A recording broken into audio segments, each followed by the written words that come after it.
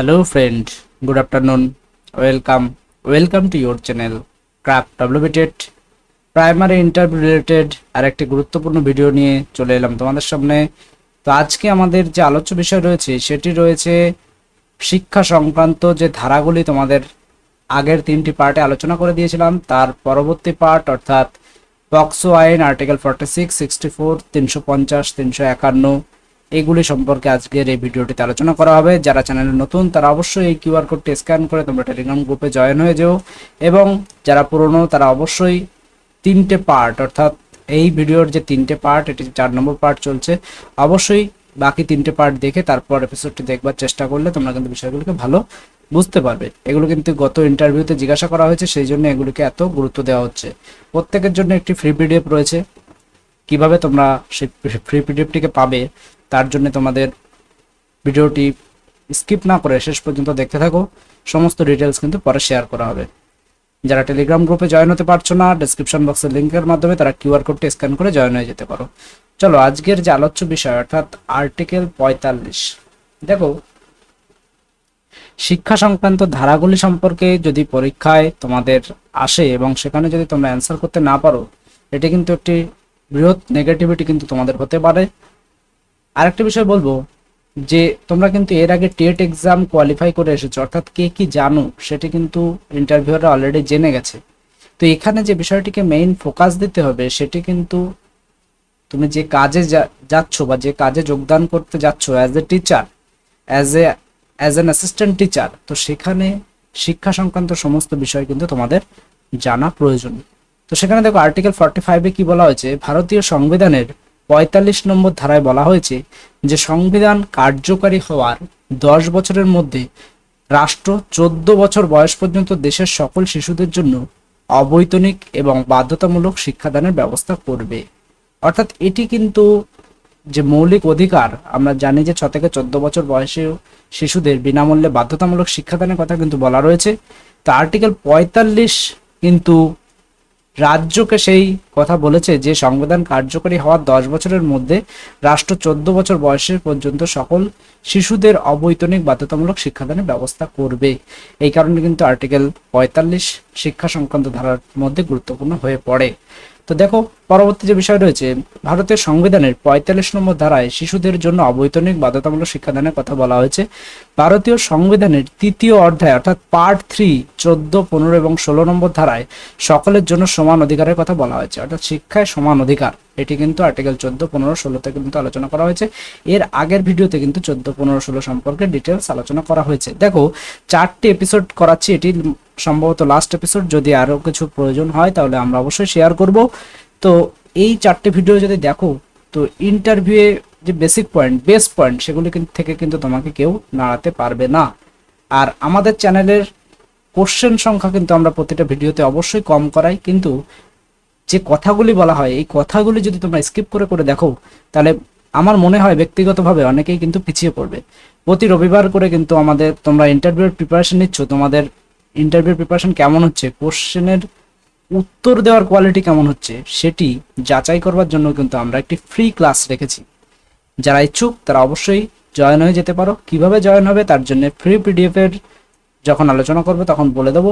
এই ফ্রি পিডিএফটি আলোচনা করবে নেওয়ার সময় তোমাদের সেই হোয়াটসঅ্যাপ গ্রুপ বা কিভাবে জয়েন হবে সেটি বলে দেবো, যে ওখানে জয়েন হতে পারলে ফ্রিতেই কিন্তু তোমরা তোমাদের উত্তরের কোয়ালিটি যাচাই করতে পারবে।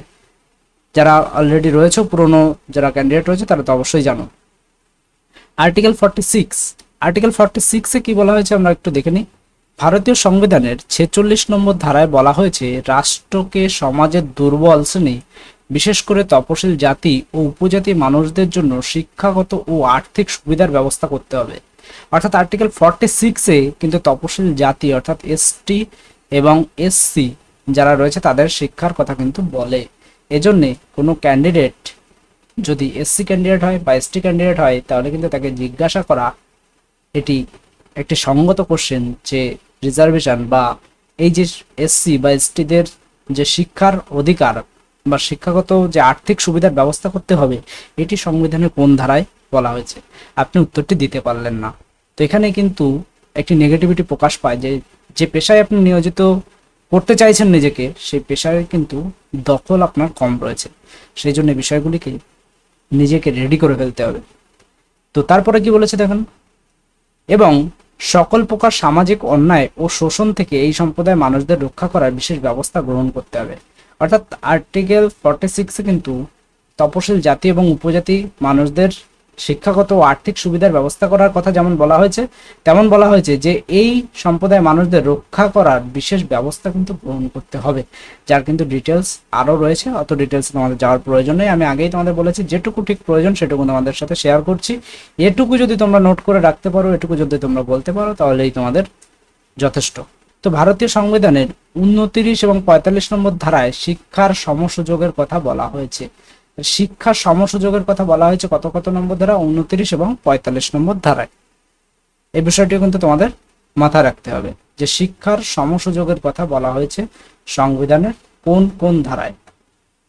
চলে যাই পরবর্তী যে টপিক রয়েছে, ভারতীয় সংবিধানের 41 নম্বর ধারায় বলা হয়েছে, ভারতীয় সংবিধানের 41 নম্বর ধারায় বলা হয়েছে যে রাষ্ট্র তার আর্থিক সামর্থ্য ও উন্নয়নের সীমার মধ্যে সব নাগরিকদের জন্য কর্ম ও শিক্ষার ব্যবস্থা করবে এবং সেই সঙ্গে বেকার, যুবক, বৃদ্ধ, অসুস্থ ও অক্ষম মানুষদের সরকারি সাহায্য দান করবে।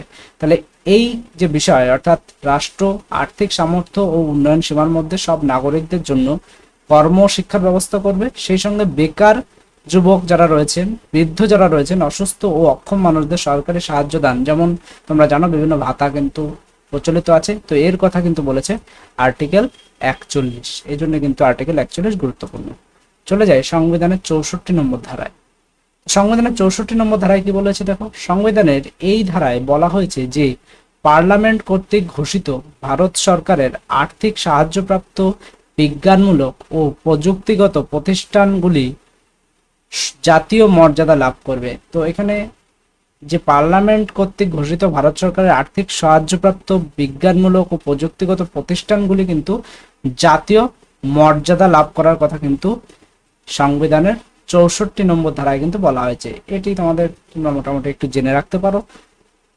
এরপরে তোমাদের জন্য একটি অ্যানাউন্সমেন্ট রয়েছে যে আমাদের ইন্টারভিউ প্রিপারেশনের জন্য কিন্তু মোট 3টে পিডিএফ রয়েছে। 3টে পিডিএফ গুলির মধ্যে দেখো পিডিএফ 1, পিডিএফ 2, পিডিএফ 3।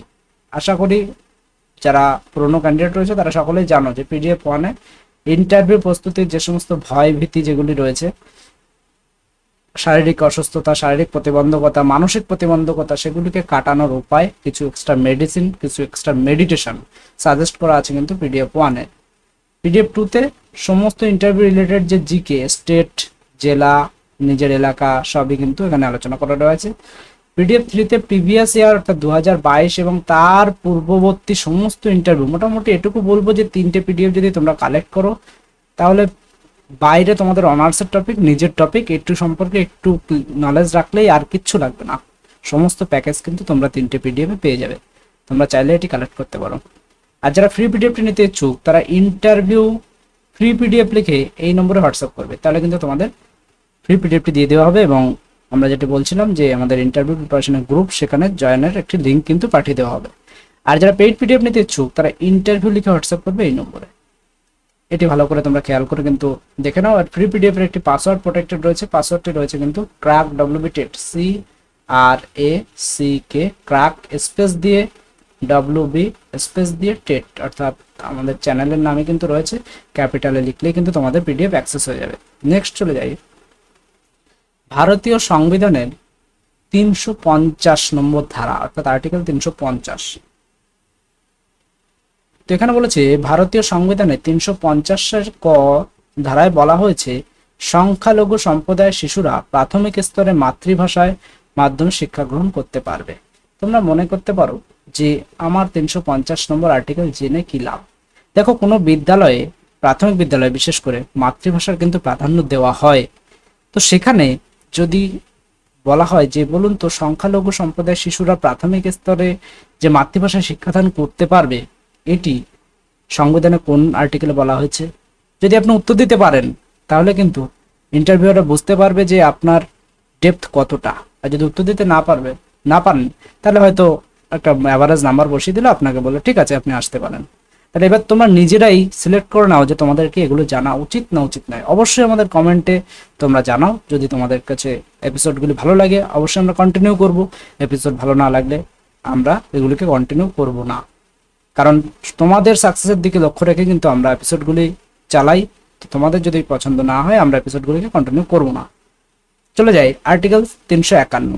দেখো, ভারতীয় সংবিধানের 351 নম্বর ধারায় বলা হয়েছে যে হিন্দি ভাষার উন্নতি ও বিস্তার ঘটানো ভারত সরকারের অন্যতম কর্তব্য। তোমরা যেমন জানো হিন্দি কিন্তু রাষ্ট্রীয় ভাষা, তো সেটি উন্নতি ও বিকাশ ঘটানো কিন্তু ভারত সরকারের একটি কর্তব্য, সেটি কিন্তু আর্টিকেল 351 বলা হয়েছে। এইগুলি মোটামুটি তোমাদের না জানলেও চলবে, তবে একটু নলেজ রাখা আমার মনে হয় ভালো। সংবিধানের 93তম সংশোধনী বিল 2001 সালে পাশ হয়। অর্থাৎ আমরা 93তম সংবিধান সংশোধনী কেন পড়তে যাব, দেখো পরেই তোমরা জানতে পারবে যে সংবিধানের এই প্রশ্নটা এইভাবে হবে যে এতে কি বলা হয়েছে আগে দেখে নিই। এতে বলা হয় ভারত রাষ্ট্র প্রতিটি 6 থেকে 14 বছর বয়সী শিশুদের অবৈতনিক এবং বাধ্যতামূলক শিক্ষাদানের ব্যবস্থা করবে। তাহলে তোমাকে যদি বলা হয়, প্রশ্ন করা হয় যে 6 থেকে 14 বছর বয়সী শিশুদের বিনামূল্যে বাধ্যতামূলক শিক্ষাদান, এটি সংবিধানের কততম অ্যামেন্ডমেন্টের মাধ্যমে হয়েছিল বলুন তো। তাহলে তুমি যদি 93তম সংবিধান সংশোধনী কথা বলো তাহলে ক্রস কোশ্চেন হিসাবে চলে আসতে পারে যে এটি কত খ্রিস্টাব্দের পাস হয়। আর যারা পলিটি স্টুডেন্ট রয়েছে তাদের ক্ষেত্রে তো ভেরি ভেরি ইম্পর্টেন্ট, ভিভিআই, তাদের এই প্রশ্নটি আসবেই, এটুকু বলে দিলাম। তো তাদের তো অবশ্যই জানতে হবে। এরপরে দেখো কি বলেছে যে 2001 খ্রিস্টাব্দে 93তম সংবিধান সংশোধনী বিলে ভারতে প্রতিটি 6 বছর থেকে 14 বছর বয়সী শিশুদের অবৈতনিক শিক্ষাদানের কথা বলা হয়েছে। এই শিক্ষা ব্যবস্থায় বাধ্যতামূলক শিক্ষা নামে পরিচিত হয়েছে, তোমরা যেমনটি জানো। এরপরে যে বিশেষ গুরুত্বপূর্ণ অ্যাক্ট যেটি রয়েছে কি পক্সো আইন। তো দেখো এখানে পক্সো আইনটি কি রয়েছে, the protection of children from sexual offence. তো এটি নিয়ে কিন্তু অনেকের মনে অনেক রকম ধোঁয়াশা আছে যে পক্সো আইনটি কি, এটি কিভাবে চালু হয়েছে, এটি কত সালে চালু হয়েছে। তো এই আইনে কি বলা হয়েছে যে যৌন নিপীড়ন, যৌন হয়রানি এবং পর্নোগ্রাফির অপরাধ থেকে শিশুদের রক্ষা করবার জন্য এই আইন এবং এই ধরনের অপরাধের বিচারের জন্য এর সাথে সম্পর্কিত বা আনুষঙ্গিক বিষয়গুলির জন্য বিশেষ আদালত প্রতিষ্ঠার ব্যবস্থা করে। এই মন্ত্রণালয়, এটি কিন্তু মহিলা ও শিশু কল্যাণ উন্নয়ন মন্ত্রণালয়ের অন্তর্গত কিন্তু রয়েছে এটি। আর এই পক্সো আইনের পুরো নাম যেটি সেটি কিন্তু রয়েছে the protection of children from sexual offence.